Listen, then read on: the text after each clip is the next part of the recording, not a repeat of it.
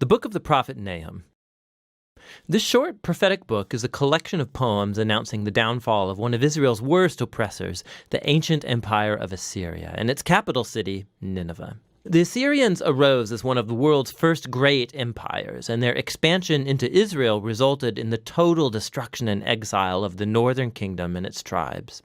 The Assyrian armies were violent and destructive on a scale that the world had never seen before, and so Israel and its neighbors were awaiting the downfall of Assyria, which eventually came in the year 612 BC. The Babylonians rose up and began a rebellion that overtook Nineveh and brought down the Assyrian Empire. And so chapter 2 depicts the fall of Nineveh in vivid poetry, and chapter 3 then explores the downfall of the empire as a whole.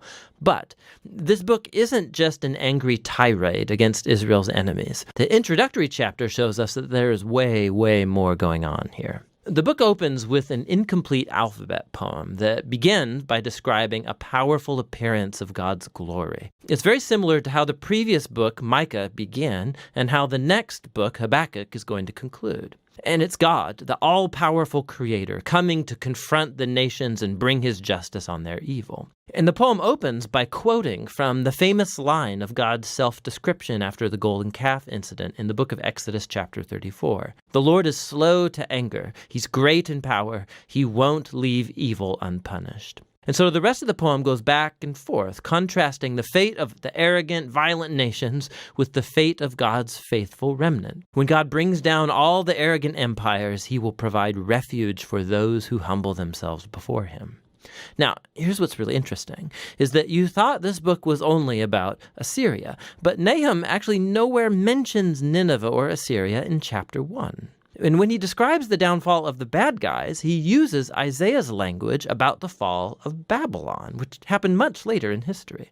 And not only that, Nahum also describes the downfall of the bad guys as good news for the remnant of God's people. It's a direct allusion to Isaiah's good news about the downfall of Babylon. And so all these little details from chapter 1, they come together to make a key point. For Nahum, the fall of Nineveh is being presented as an example, as an image of how God is at work in history in every age, how he won't allow the arrogant or violent empires of our world to endure forever. And so the message of Nahum is actually very similar to that of Daniel.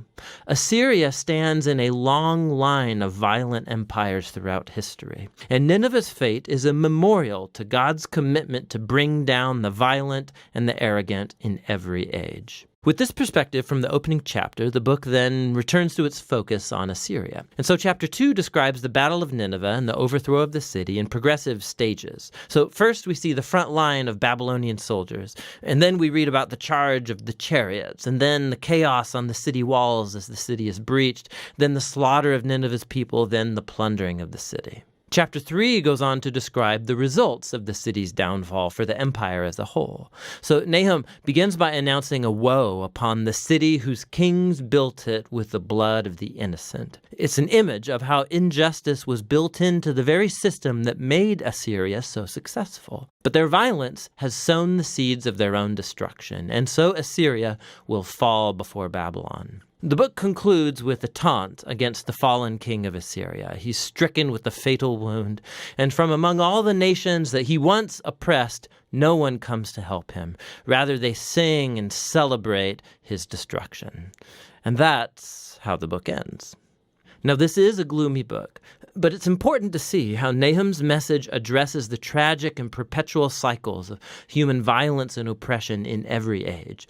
Human history is filled with tribes and nations elevating themselves and using violence to take what they want, resulting in the death of the innocent. And the book of Nahum uses Assyria and Babylon as examples to tell us that God is grieved, and that he cares about the death of the innocent, and that his goodness and his justice compel him to orchestrate the downfall of oppressive nations. And God's judgment on evil is good news, unless, of course, you happen to be Assyria. Which brings us all the way back to the conclusion of that opening poem in chapter 1, which tells us that the Lord is good and a refuge in the day of distress. He cares for those who take refuge in him. And so the little book of Nahum invites every reader to humble themselves before God's justice and to trust that in his time he will bring down the oppressors of every time and place.